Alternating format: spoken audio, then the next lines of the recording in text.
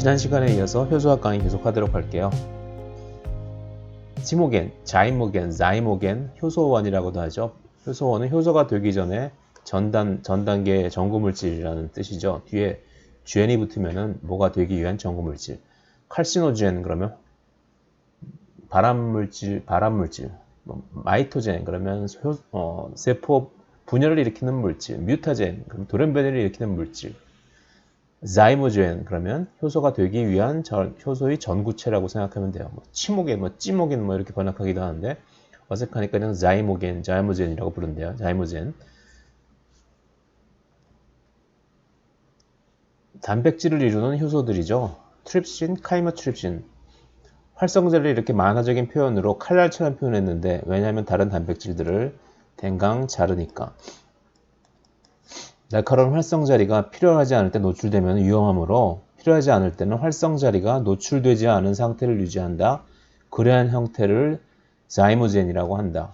나는 트립신의 자이모젠인 트립시노젠, 나는 카이모트립신의 자이모젠인 카이모트립시노젠. 모두 칼날을 가리고 있는 이 부분이 잘려나가면서 성숙한 효소가 되는 거죠. 그래서 대개 전구체인 자이모젠이 최종 활성화된 엔자임보다 좀 더 사이즈가 크기가 큰 경우가 많아요. 활성자리의 구조에 대해서 이번엔 배워보도록 할게요. 지금까지 효소 반응 속도론 효소의 활성 조절 메커니즘 등에 대해서 배워보았어요. 이제 우리 효소가 어떻게 그러한 일을 할 수 있는지, 활성자리의 구조는 어떻게 생겼는지 대표적인 예를 하나 들어서 공부해 보도록 하죠. 그래서 일단 활성자리를 구성하는 아미노산에 대해서 설명부터 해봐. 아무래도 전하를 띠거나 반응성이 강한 아미노산이 활성자리에 많겠죠. 그죠? 그래서 활성자리에서 많이 발견되는 아미노산들은 대개 이런 것들이 있어요. 하이드로포빅하보다 그런 아미노산들은 반응성이 없기 때문에 잘 활성자리에서 잘 쓰이지 않고 대개 하이드로필릭한 친수성이 있는 이러한 반응기를 가진 아미노산들이 많이 활성자리, 액티브 사이트에서 발견이 되죠. 히스티딘, 세린, 마스파르틱 애시드, 라이진 이런 것들. 극성이 있는 R그룹을 가진 아미노산이 많이 존재한다. 효소 반응이라는 것이 대개 이렇게 분자 내부의 결합을 끊거나 새로 만들거나 하는 것이기 때문에 반응성이 좋은 극성 아미노산이 많이 참여한다. 당연한 얘기죠. 자, 카이모트립신의 활성자리 볼게요. 카이모트립신, 자이모겐 편에 등장했던 카이모트립신, 단백질을 구성하고 있는 아미노산끼리의 결합인 펩타이드 결합을 절단한다. 그러면 다음 페이지에서부터 우리 카이모트립신에 의한 펩타이드 결합, 이게 펩타이드 결합이죠. 펩타이드 결합을 절단하는 메커니즘을 단계별로 설명해 줄게요.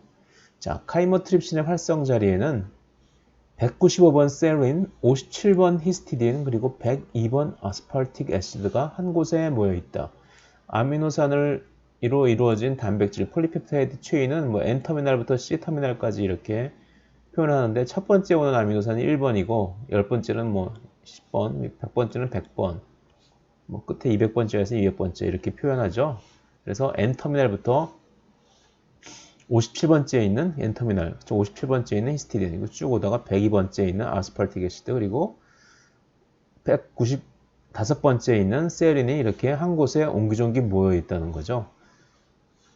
어쩌다 보니까 이렇게 3차원적으로 접히다 보니까 걔네들의 이 R그룹이 한 곳에 모여서 이렇게 서로 상호작용을 할 수 있게 되어 있다는 거예요. 카이모트립신에서 활성자리에서 중요한 역할을 담당하는 히스티딘 57번, 아스파르틱 애시드 102번, 세린 195번이 한 군데 세 개의 아미노산은 카이모트립신을 이루는 폴리펩타이드를 이렇게 쭉 늘어뜨리면은 서로 멀리 떨어져 있지만 단백질이 3차원적인 3차 구조를 이루면서 접히게 되면, 폴딩되게 되면 저렇게 근처에 존재하게 된다. 자, 이게 기질단백질이에요. 기질단백질. 카이모트립신의 경우에는 기질단백질을 절단하는데 이 근처에 여기 아로마틱 고리를 가진 아미노산을 인지해서 그 주변에 존재하는 펩타이드 본드를 절단하는 게 바로 카이모트립신이에요. 카이모트립신의 활성 자리에 존재하는 펩타이드의 일부인데 이게 이렇게 끊어준 거는 중간을 생략했다는 뜻이죠. 카이모트립신은 아로마틱 고리, 기질 단백질의 아로마틱 고리를 인지하여 기질을 절단하므로 얘가 아로마틱 고리를 이렇게 인지해 준다. 자, 기질 단백질의 펩타이드 결합이 이거죠. 했는데 가장 결정적인 역할을 하는 것은 세린 192번 세린의 산소, 세린은 OH, CH2OH가 R그룹이죠. 산소이다. 지금 그림처럼 산소가 펩타이드 결합에 탄소를 공격한다. 산소 여기가 가지고 있는 전자쌍이 펩타이드 결합에 탄소를 공격하게 되어 있어요. 그리고 히스티딘 57번하고 아스팔틱 애시드 102번은 하는 일이 무엇이냐? 세린의 산소가 좀 더 공격을 잘 하도록 서로 손잡는다는 것은 이 R그룹끼리 서로 뭔가 인터랙션을 한다는 거죠. 상호작용을 서로 손잡고 도와준다는 거죠.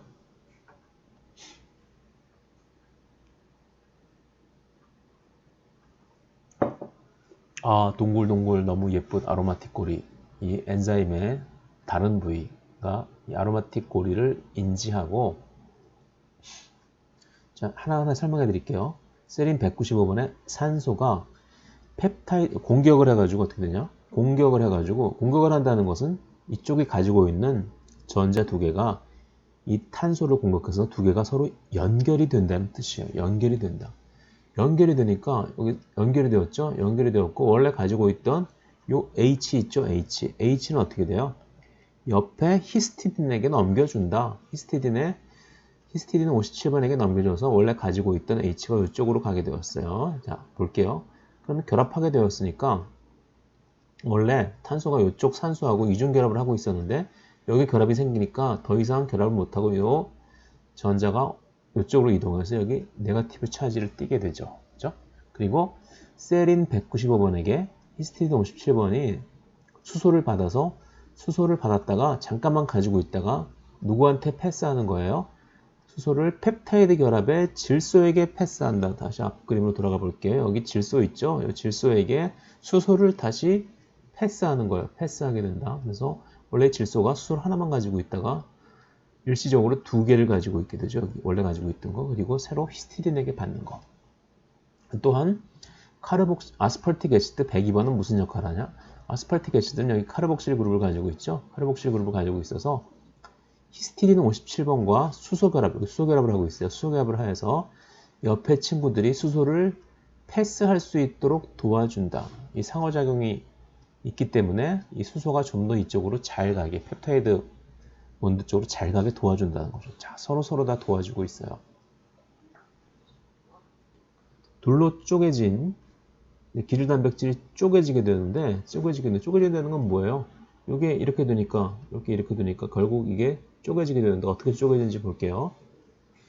기질 단백질의 펩타이드 결합의 질소가 펩타이드 결합의 질소가 수소를 히스티딘에게서 받아가는 순간 히스티딘 받아가는 순간 어떻게 돼요? 받아가는 순간 요 결합, 바로 요게 중요한 요 결합이 펩타이드 결합의 C와 N 사이의 결합이 요게 깨지는 거죠. C와 N 사이의 결합이 깨지면서 H를 두 개 받았으니까 요게 결합은 하나는 없어져야겠죠. 깨지면서 C와 N 간의 결합이 깨지면서 여기 있던 결합이 깨지면서 기질 단백질이 둘로 쪼개지고 C 말단은 카이머트립신의 활성 자리로부터 떨어져 나간다. 이쪽은 C 말단은 멀리 빠이빠이 하고 있죠. 떨어져 나가고 카이머트립신에 결합하고 있던 아미노 펩타이드가 C 말단하고 N 말단이 있는데 이쪽은 떨어져서 멀리 나가고 아직 N 말단 쪽은 붙어 있다는 거죠. 둘러 쪼개진 기질 단백질의 N 말단 부분은 잠시 동안 N 말단 부분이 여기에요.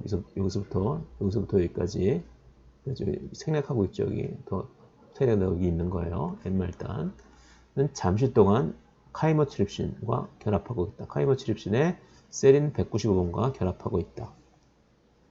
다음 단계는 C말단이 이미 떨어져 나갔으니까 N말단만 떼어버리면 되죠. 왜? 엔자임에 계속 붙어있을 필요는 없으니까. 내 사랑 아로마틱 고리 이제 슬슬 이쪽에 N말단 여기 생략된 거예요. 슬슬 보내줘야 할 때가 다가오네. 물 분자가 이제 여기서 일을 하게 돼요. 물 분자가 갑자기 어디서 나느냐고?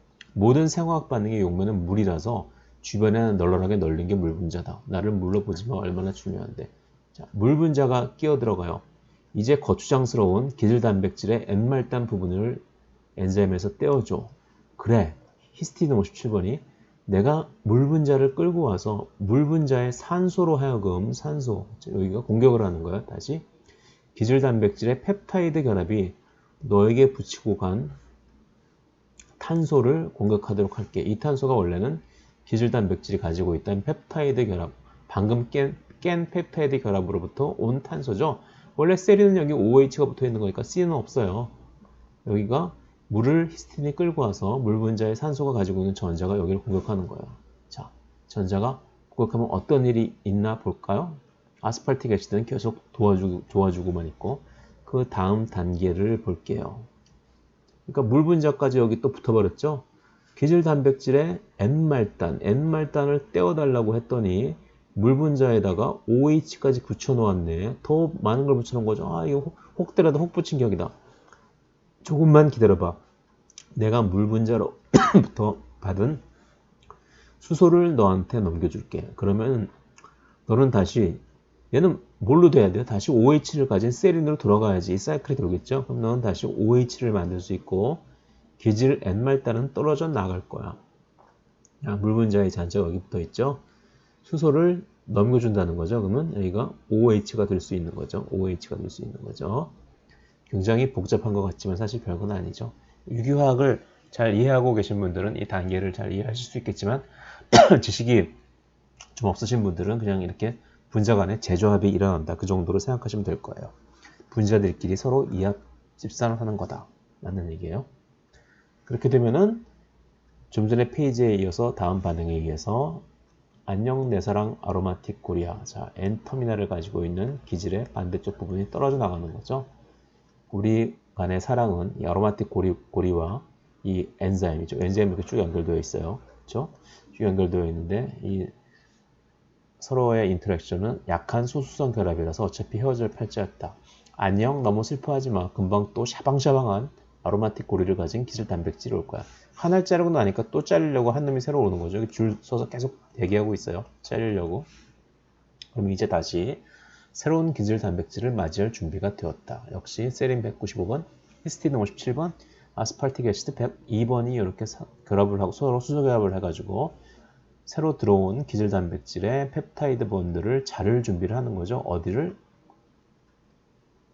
여기를 자르는 거죠. 여기 펩타이드 본드. 이러한 모든 반응들이 모두 카이머 출입신의 활성 자리에서 일어난다.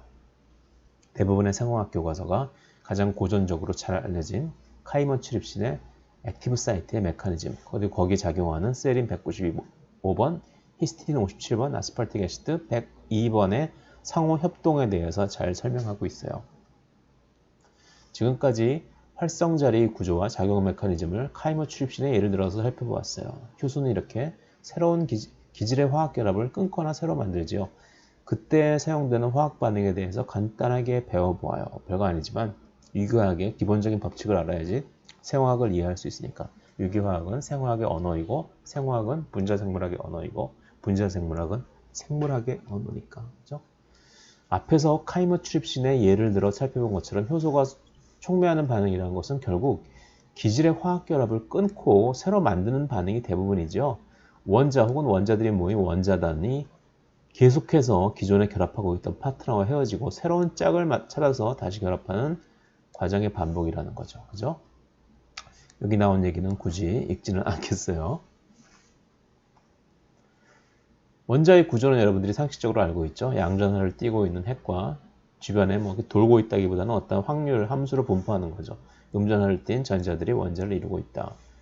탄소, 칼톤 칼리지 분자세포 생물학 편에서 자주 등장하던 그런 주인공이죠. 원자 핵의 양전화와 전자의 음전화는 서로 끌어당기기 때문에 많은 화학 반응의 원천이 되는 힘이 바로 원자 핵과 전자 간의 상호작용이죠. 그러면 유기화학에서 배우게 되는 아주 기본적인 반응 두 가지만 대해서 배워볼게요. 첫 번째, 친핵 치환, nucleophilic substitution. nucleo, 핵, 필링, 핵을 좋아한다는 거죠. 핵을 좋아한다.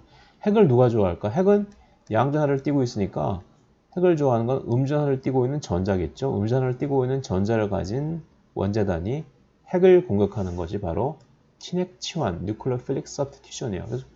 그래서 공격을 해가지고 원래 핵이 결합하고 있던 다른 원자단은 떠나고 새로운 원자단이 거기 결합하는 것을 우리가 친핵 치환, 하나를 버리고 새로운 걸 받아서 치환이죠. 치환이라고 얘기를 해요. 양전하를 좋아하는 음전하의 전자가 남아도니까 이 전자는 어딘가 빨리 플러스 차지를 가진 곳을 양전하를 가진 곳과 결합하고 싶어 하겠죠. 전자가 부족한 electron deficient, 전자가 부족하니까 양전하를 띠고 있겠죠. 원자를 공격해서 전자가 부족한 원자가 결합하고 있던 다른 원자단을 쫓아내고 전자가 남아도는 원자가 그 자리를 차지하는 현상을 nucleophilic substitution이라고 한다. 혹시나 모르시는 분들이 계실까봐 이렇게 원자 모델을 그리면 이 짝대기라는 것은 이쪽 원자와 이쪽 원자가 서로 공유하는 전자 한 쌍, 두 개를 의미하죠. 짝대기가 하나 있으면 전자가 두 개, 짝대기가 두 개면 전자가 네 개. 메테인, CH4의 구조를 나타낸 것인데 탄소 원자 하나가 수소 원자 4개와 전자를 공유하고 있는 이런 결합을 공유결합이라고 하죠. 나와 수소 원자 사이에 끼워져 있는 작대기 하나는 사실 전자 2개를 의미한다. 공유라는 것은 원자들끼리 전자를 공유하는 걸 공유결합이라고 하는데 공유일 경우 공평한 공유가 있고 불공평한 공유가 있어요. 원자들끼리 전자를 공유결합을 통해서 공유한다고 하여도 공평하게 공유하는 경우도 많지만 실제로 이 형제처럼 둘이서 돈을 내가지고 게임기를 샀어요. 하지만 이 형이 돈을 더 많이 냈다고 월화수목금토일에서 자기는 월화목금토일 6일 가지고 놀고 얘는 동성은 수요일만 가지고 놀려고 불평등하게 공유할 수도 있죠. 그런 거 마찬가지로 이 전자를 공유하고 있더라도 이 위에 있는 애들은 전자를 공평하게 공유하는 것이고 이쪽은 이쪽 원자 핵이 훨씬 크기 때문에 이쪽이 더 포지티브 차지, 양전하를 더 많이 가지고 있기 때문에 공유한다고 하더라도 전자가 이쪽으로 많이 쏠려 있죠. 그래서 이쪽에는 부분 음전하, 이쪽에는 부분 양전하가 생긴다고 이렇게 표시를 하죠. 이것을 극성 공유결합이라고 해요. 위에 것은 비극성 공유결합, 극성 공유결합. 비극성 공유결합이라고 부르고 전자가 한쪽 원자에 치우치게 분포되어 있는 경우를 극성 공유결합이라고 해서 부분 음전하라고 표시하고 이쪽을 부분 양전하라고 표시한다. 물분자죠. 물분자의 경우가 아주 대표적으로 이러한 극성 공유결합에 의해서 산소 원자 쪽은 부분 음전하를 띠고 수소 원자 쪽은 부분 양전하를 띠는 그런 분자가 바로 물분자죠. 자, 그렇다면 나의 경우는 어떨까? 탄소 사슬의 중간에서 산소와 이중결합을 하고 있는 카르보닐기라고 부르는데 이걸 카르보닐기라고 불러요. 실제로는 산소의 전기 음성도가 탄소보다 훨씬 커서 전자는 산소 쪽에 많이 분포하게 된다. 그러니까 탄소 쪽에 부분 양전하가 생기는 거죠. 그렇기 때문에 카르보닐 탄소는 전자가 부족한 원자니까 전자가 이쪽으로 많이 당겨지니까 전자가 남아도는 다른 원자가 우리를 공격할 수도 있다는 거죠. 앞에서 배운 바와 같이 카르보닐 기를 구성하는 카르보닐 탄소는 전자가 남아도는 원자단의 친핵 공격, 핵을 좋아하니까 부분 양전하를 공격하게 되는 거죠. 그래서 앞으로 많은 대서 과정의 생화학 반응에 대해서 배울 텐데 카르보닐 기가 눈에 띄게 되면 카르보닐 기의 탄소는 전자가 모자라서 원자 핵이 언뜻 보이는 상태라. 원자 핵이 이 안에 존재하고 위에 전자 구름에 의해서 가려져가지고 밖에서 보면은 또 볼 사람은 없겠지만 원자 핵이 잘 안 보이는데 이런 경우에는 전자 구름을 많이 뺏겨서 마치 소갈머리 없는 분이 여기 머리 가죽이 보이듯이 저도 약간 탈모 증상이 약간 있는 게 아니죠. 있어서 남에게 하는 게 아니니까 이해해 주세요. 소갈머리가 보이듯이 전자구름이 한쪽으로 뺏기면은 핵이 드문드문 보인다. 핵이 드문드문 보이니까 비공유 전자쌍을 가지고 있는 원자가 거기를 공격하기 쉽다는 거죠. 공격하는 건 뭐예요? 전자가 가서 다른 원자와 연결되어 가지고 새로운 결합을 만든다는 거죠. 원자 핵의 양전하를 좋아하는 원자단, nucleophile, 핵을 좋아하는 놈, 친핵체가 nucleophilic attack, 핵을 좋아해서 공격하는 것을 받기 쉬운 상황이라고 알아두시면 돼요. 이렇게 카르보닐 그룹이 많이 보이면 얘는 공격받기 쉽겠구나. 주로 누구한테 공격을 당해요? 하이드록실기, 수산기가 가지고 있는 여기 산소는 비공유 전자쌍이 존재해서 전자가 부족한 원자핵을 친핵 공격, nucleophilic attack 할 수 있다. 그래서 이러한 구조를 많이 보게 되면 OH가 많이 여기를 공격한다고 생각하시면 돼요. 앞장에서 배운 카이머 출입신과 같은 경우 펩티드 결합에 카르보닐 탄소를 친핵 공격하는 효소 활성 자리에 세린을 많이 가지고 있어요. 그래서 대개 세린을 활성 자리에 가지고 있는 효소들을 우리가 세린 프로테이즈라고 부르죠. 세린 프로테이즈. 카이머 트립신 말고 다른 많은 프로테이즈들이 세린을 활성 자리에 가지고 있어요. 세린 혼자 존재할 때는 친핵 공격할 능력이 좀 적다. 칼날이 무디다하고 표현할 수 있을 것이고 세린 말고 앞에서 배웠듯이 히스티딘, 아스팔틱 애시드가 서로서로 결합해가지고 얘를 좀 더 세린이 가지고 있는 칼날을 좀 더 날카롭게 하는 거죠. 세린이 혼자 존재하지 않고 히스티딘, 아스팔틱 애시드 3총사가 활성자리에 모여있는 경우에는 세린 수산기의 친핵 공격 능력을 높여줄 수 있지. 칼날을 날카롭게 하는 것처럼 말이야. 우리처럼 활성자리에 세린을 가지고 있는 단백질 분해 요소를 세린 프로테이즈라고 한다. 얘네들끼리 서로 세린, 히스티딘, 아스팔틱 애시드가 수소 결합을 통해서 결합하고 있으면서 얘를 좀 더 리액티브하게 반응성이 좋게 만들어주는 거죠. 자, 지금까지 친핵 치환, nucleophilic substitution에 대해 설명하려다가 혹시나 모르시는 분이 많이 계실까 싶어서 공유결합의 기본 개념, 친핵체, nucleophile, 친핵 공격, nucleophilic attack 등에 대해서 두서없이 다시 리뷰해보았지만 이제 다시 친핵 치환, nucleophilic substitution의 일반적인 개념 설명으로 들어갈게요. 친핵 치환의 출현진, 잘생기고 매력이 넘치는 친핵체, nucleophile, 전자가 부족한 원자, 전자가 부족해서 소갈머리가 없어서 안이 막 보이죠? 핵이 막 보이는 거예요. 전자가 부족한 원자, electron deficient atom, 그리고 언제나 떠날 준비가 되어 있는 이탈기, living 그룹, 떠나는 친구예요. 구구단 못 외우고 산수 공부 못하듯이 유기화학 모르고서 생화학 공부를 할 수는 있지만 잘 이해가 안 되죠. 그죠? 그래서 어느 정도 이 정도 개념을 아시는 게 좋아요.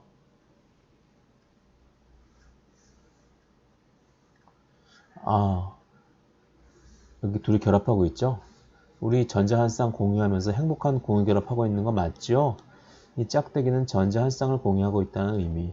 글쎄요, 나한테 좀 불공평하게 전자가 공유되고 있는 것 같기도 한데요. 이쪽으로 전자가 많이 쏠려가지고 좀 전자 껍질이 벗겨져서 듬성듬성 안이 보이는 거죠. 나의 매력적인 전자 한 쌍을 받아서 행복한 공유결합을 해줄 나의 그녀는 어디 있을까? 친핵체죠, 친핵체. nucleophile. 저기 전자가 좀 부족해 보이는 그녀가 있네. 친핵체, nucleophile. 저기 전자를 옆에 있는 멍청한 녀석이에요. 많이 빼앗겨서 듬성 대머리 아저씨 머릿속 들여다보이듯이 원자핵이 엿보이는 그녀가 있구나. 원자핵이 엿보이니까 가서 이 비공유 전자쌍으로 공격을 하고 싶겠죠. 원자의 생애가 왜 이렇게 따분하지? 귀가 간지럽지? 안녕하세요, 세뇨리따. 이 반짝반짝 빛나는 비공유 전자쌍 어때요? 여러분과 당신과 공유하고 싶은데. 어머나 멋진 것 같아요. 내 옆에 이 찌질한 놈과 전자를 공유하니 당신의 그 빛나는 전자를 같이 나누면서 살고 싶어요. 저 빼질빼질하게 생긴 놈은 누구냐? 새로운 결합을 만들려면 이 정도 고통은 견뎌야 하는 거죠. 참으세요. 고통스러워.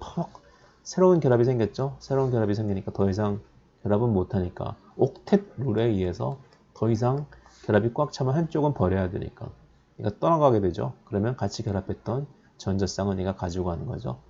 떠나니까 이탈기, 리빙 그룹이라고 불러요. 위자료로 전자쌍을 받고 떠나게 되죠.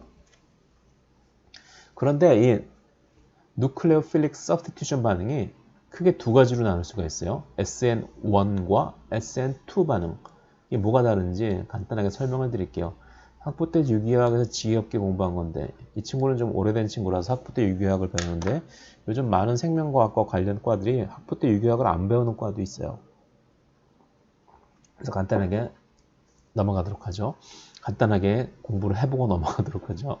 S는 substitution, N은 nucleophilic. SN1하고 SN2는 각각 nucleophilic substitution 반응, 친핵 치환 반응 1과 2에 대해서 두 가지에 대해서 이름을 붙인 거예요.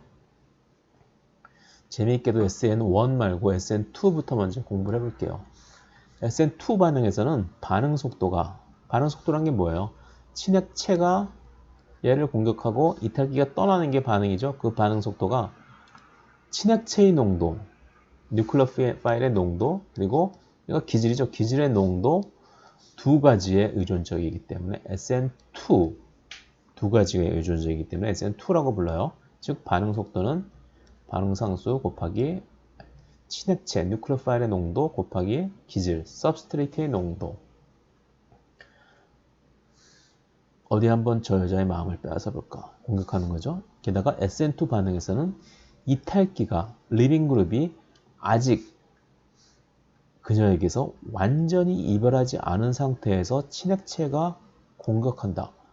이게 또 중요한 상황이죠. 어쭈? 이탈기 주제에 빨리 안 떨어지고 개기는데? 저 개기고 있죠? 이제 이쪽에 새로운 결합이 생기려고 그러고 이쪽에 새로운 결합이 생기려고 없어지려고 하는데 이게 채 없어지지 않은 상태에서 지금 새로운 결합을 만들려고 하는 거예요. 자, 이들의 삼각관계는 어떻게 될 것인가? 다음 페이지에서. 결국은 떠나게 되는 거죠. 내가 떠나야지. 저렇게 늦게 하는 게 뭐가 좋다고. 그런데 처음에는 이런 형태로 이게 탄소의 경우 테트라헤드론이라고 이러한 구조를 가지고 있는데 이게 입체적으로 처음에는 이쪽을 향해서 열린 형태로 있다가 이게 떠나면서 이게 뒤집히는 거죠. 마치 우산이 바람 불면 이렇게 뒤집히듯이.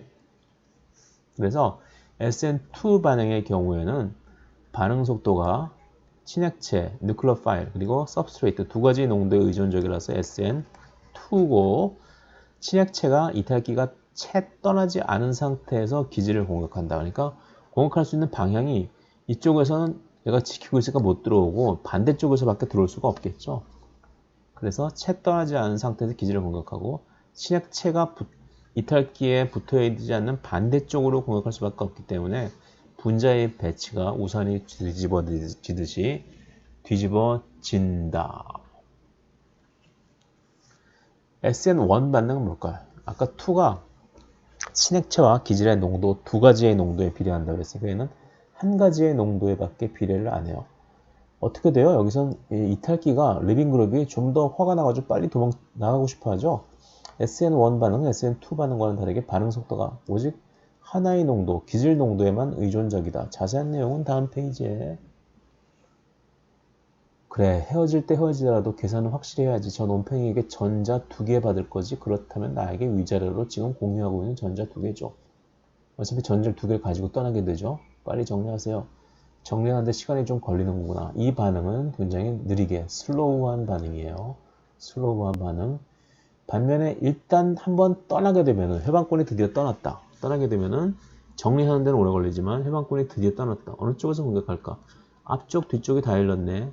앞쪽으로도 공격할 수 있고 어차피 떠났으니까 뒤쪽으로도 공격할 수가 있어요. 그래서 이 반응은 어차피 얘가 떠났으니까 이 반응은 두 번째 단계는 굉장히 빠르게 반응을 해요. fast. 그래서 반응이 두 개 있을 때 한쪽 반응이 느리고 한쪽 반응이 빨리 진행된다면 전체적인 반응 속도는 느린 반응의 지배를 받겠죠. 화학 시간에 많이 배우셨을 거예요. 예를 들어서 두 가지 반응이 연속으로 일어날 때 A가 B가 되고 B가 C가 되는 반응에서 AB 반응이 A가 B가 되는 반응이 B가 C가 되는 반응보다 훨씬 늦게 일어난다고 했을 때 전체 반응 속도는 가장 느린 반응의 반응 속도에 의해서 결정된다는 거 다들 알고 있죠. 그러니까 우리가 RDS, Rate Determining Step, 반응 속도를 결정하는 스텝이라고 부르죠. 그렇기 때문에 이탈기, 리빙 그룹이 기질에서 떠나는 속도가 친핵체가 기질과 결합하는 속도보다 훨씬 느리기 때문에 SN1 반응의 반응 속도는 첫 번째 반응의 반응 속도와 같다는 것이지요. 그래서 첫 번째 반응, 이 반응의 반응 속도에만 의존적이기 때문에 이 반응의 반응 속도는 결국 뭐예요? 이 기질이죠. 기질의 농도에만, 얘는 관여하지 않으니까 얘네들 둘이서 지금 알콩달콩 하고 있으니까 이 반응, 알콩달콩이 아니죠. 지지고 보고 싸우고 있는 거죠. 그죠? 이 반응의 속도는 오직 기질의 농도에만 비례한다. V는 K substrate. 기질의 농도에만 비례하니까, 하나의 농도에만 비례하니까 SN1 리액션이라고 부른다는 거죠. 그리고 SN1 반응의 또 하나의 특징은 이탈기가 리빙 그룹이 완전히 떠난 다음에, 떠났으니까 앞쪽, 앞문, 뒷문 다 열렸죠. 그래서 앞에서 가서 공격해서 이런 형태가 만들어질 수도 있고, 뒤에 가서 공격해서 이런 형태가 만들어질 수 있기 때문에 얘하고 얘는 서로 겹치지 않는 광학 이성질체예요. 돌려보면 서로 다르게 컨피규레이션이 다른 놈이죠. 그렇기 때문에 1대1의 비율로 거울상 이성질체, 미러 이미지가 생기게 된다. 거울상 이성질체, 왼손과 오른손과 같은. 그래서 신액치환의 반응 SN2와 SN1에 대해서 상식적으로 알고 계시면 좋을 것 같아요. 7번째, 조효소 공부해 볼게요. 나 같은 교수의 업무를 도와주는 여기 이분을 조교수 아니 조교라고 하죠. 조교. 이와 같이 효소의 작용을 도와주는 비교적 작은 분자량, 효소보다는 분자량이 작죠. 요즘은 뭐 조교가 되게 교수보다 더 몸무게도 많이 나고 키도 크지만 조효소라고 해요. 억시도 리덕테이즈 배웠었죠. 초판에. 산화회는 효소, 나같이 전자와 수소이온을 옮겨주는 역할을 하는 효소는 다른 분자로부터 빼앗은 전자와 수소이온을 잠시 보완해주는 조교, 아니 조효소를 부리고 있다. NAD+, NADP+, FAD 같은 애들이 내 조교, 아니 조효소지.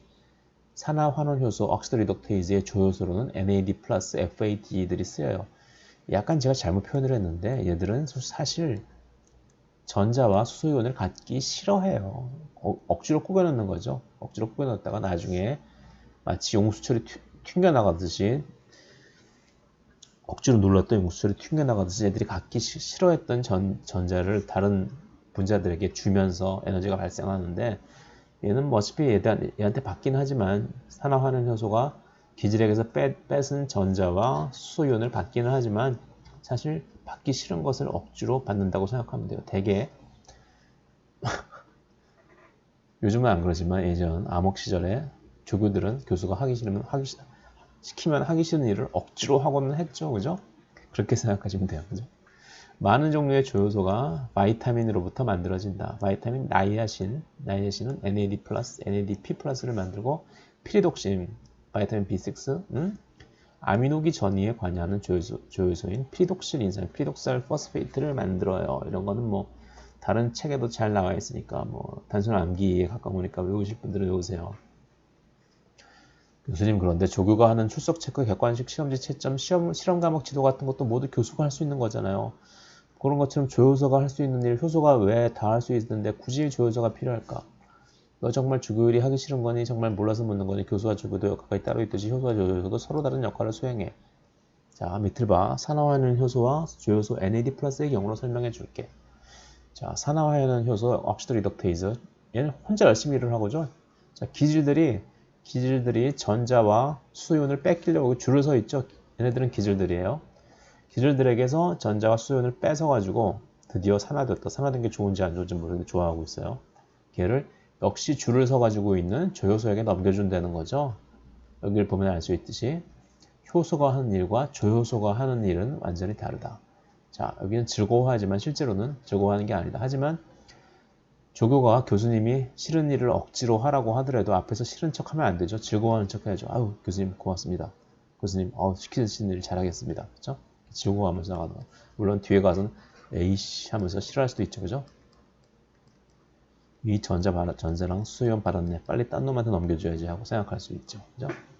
전자와 수소이온을 이번엔 다른 효소를 통해서 다른 기질에 전달하러 가자. 물론 다른 효소일 수도 있고 똑같은 효소일 수도 있어요. 하지만 꼭 얘가 꼭 얘일 필요는 없으니까 다른 효소라고 해도 뭐 틀린 말은 아니죠. 전달하러 가자. 화가 날 수도 있어요. 전자가 싫으니까. 지금까지 효소의 반응 속도론, 효소의 활성 조절 메커니즘, 효소의 작용 메커니즘에 대해서 비교적 자세히 조곤조곤 설명드렸죠. 더 알고 싶은 내용 있으세요? 적어도 우리 어머니가 야채에 설탕 넣어서 절인 것을 효소로 생각하지 않는 것만 해도 큰 깨달음입니다. 효소가 아니라는 거죠. 지금까지 효소학 관련 강의를 마치고 이제 다음 강의에서 다시 뵙도록 해요. 안녕히 계세요. 아니구나, 또 있네. 그러니까 효소는 주로 단백질로 이루어진 거의 대부분 물론 RNA로 이루어진 효소도 존재하는데 생체 내의 화학 반응, 즉 생화학 반응을 가능하게 해주는 분자 기계라고 이해하는 것이 가장 정확하다. 물론 야채, 설탕 발효에도 효소가 있기는 있는데 이 안에 살고 있는 미생물은 살아야 하니까 이 안에 효소가 있겠죠. 생화학 반응을 촉매하는 효소가 있으니까 효소 얘기라고 해도 뭐 100% 틀린 말은 아니다라는 거죠. 네, 다음 시간에 뵐게요.